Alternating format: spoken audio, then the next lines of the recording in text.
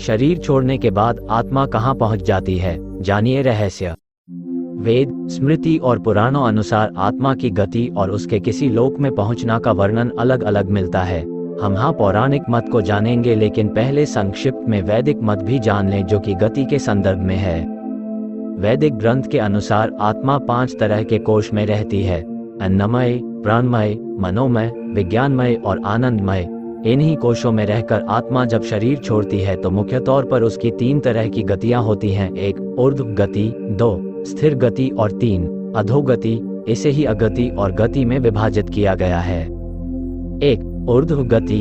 इस गति के अंतर्गत व्यक्ति ऊपर के लोक की यात्रा करता है।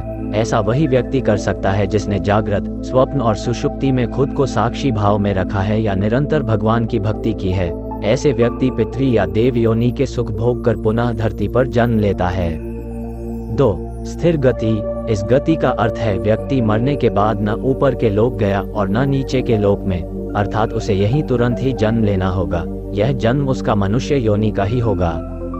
3 अधोगति। जिस व्यक्ति ने किसी भी प्रकार का पाप करके या नशा करके अपनी चेतना या होश के स्तर को नीचे गिरा लिया है, वह नीचे के लोकों की यात्रा करता है। रेंगने वाले, कीड़े मकोड़े या गहरे जल में रहने वाले जीव जंतु अधोगति का ही परिणाम है।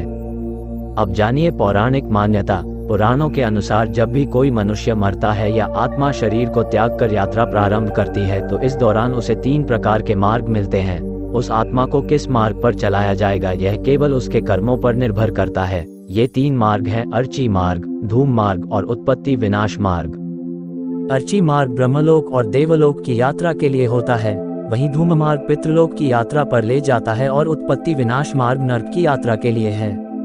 हालांकि सभी मार्ग से गई आत्माओं को कुछ काल भिन्न भिन्न लोक में रहने के बाद पुनः मृत्यु लोक में आना पड़ता है।